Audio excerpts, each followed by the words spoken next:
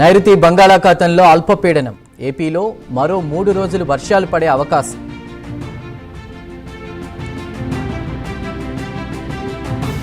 వందే మాతరంపై పశ్చిమ బెంగాల్ ప్రభుత్వం కీలక నిర్ణయం. పాఠశాలల్లో ఉదయం వేళ తప్పక ఆలపించాలని స్పష్టం. తమిళనాడు సర్కార్ కీలక నిర్ణయం. ఉద్యోగులకు డిఏ 2% పెంపు. తెలుగు రాష్ట్రాల్లో 3వ దశ ఎస్ఐఆర్కు ఈసీ ప్రకటన. 16 రాష్ట్రాలు 3 కేంద్రపాలిత ప్రాంతాల్లో నిర్వహిస్తున్నట్లు వెల్లడి. పొదుపు చర్యలపై ఏపీ కేబినెట్లో జరిగిన సుదీర్ఘ చర్చలు. ఇకపై ఈవీ వాహనాలు కొనుగోలు చేయాలని నిర్ణయం.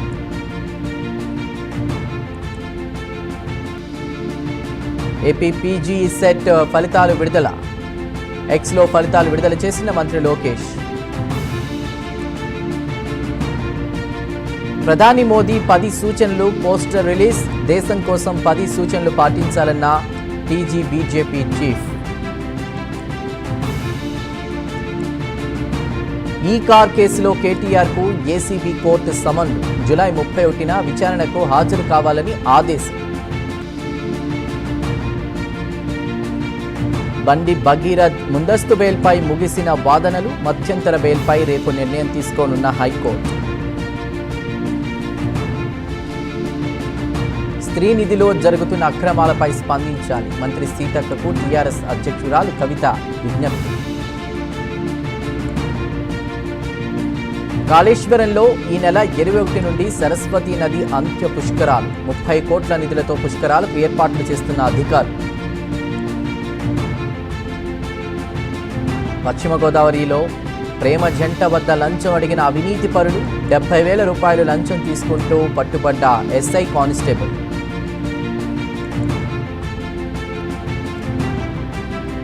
యాదాద్రి భువనగిరి జిల్లాలో రైతుల ధర్నా. ధాన్యం కొనుగోలు జాప్యంపై రైతుల ఆగ్రహం.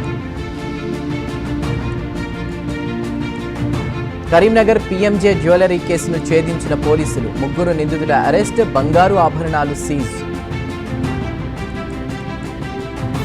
హైదరాబాద్ శివార్లో వెలుగులోకి మిక్సింగ్ లిక్కర్ దందా. 3 లక్షలు విలువ చేసే మిక్సింగ్ మద్యం సీజ్ చేసిన అధికారులు. మార్కాపురం జిల్లా గన్నేపల్లిలోని ఓ ఇంట్లో భారీ చోరీ. బీరువా పగలకొట్టి 6 లక్షలు 13 తులాల బంగారం దొంగిలింపు. వరంగల్లోని దుగ్గొండి ఎంఆర్ఓ ఆఫీసులో ఏసీబీ దాడులు. పట్టా కోసం 10,000 లంచం తీసుకుంటూ చిక్కిన ఆర్ఐ రాంబాబు. ఉదయనిధి స్టాలిన్ కామెంట్స్ పై హిందూ సంఘాలు ఆగ్రహం. ఉదయనిధి ఫోటోలను చెప్పులతో కొట్టిన ఆందోళనకారులు.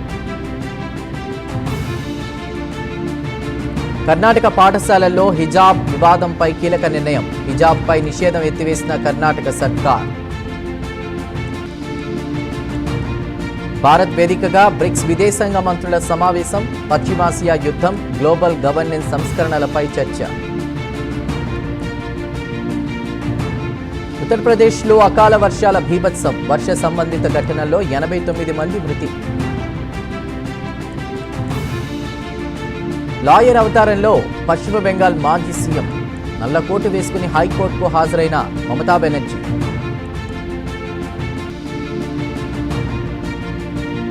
ఢిల్లీలో వారానికి 2 రోజులు వర్క్ ఫ్రం హోం. అత్యవసర విభాగాలకు మాత్రమే మినహాయింపు.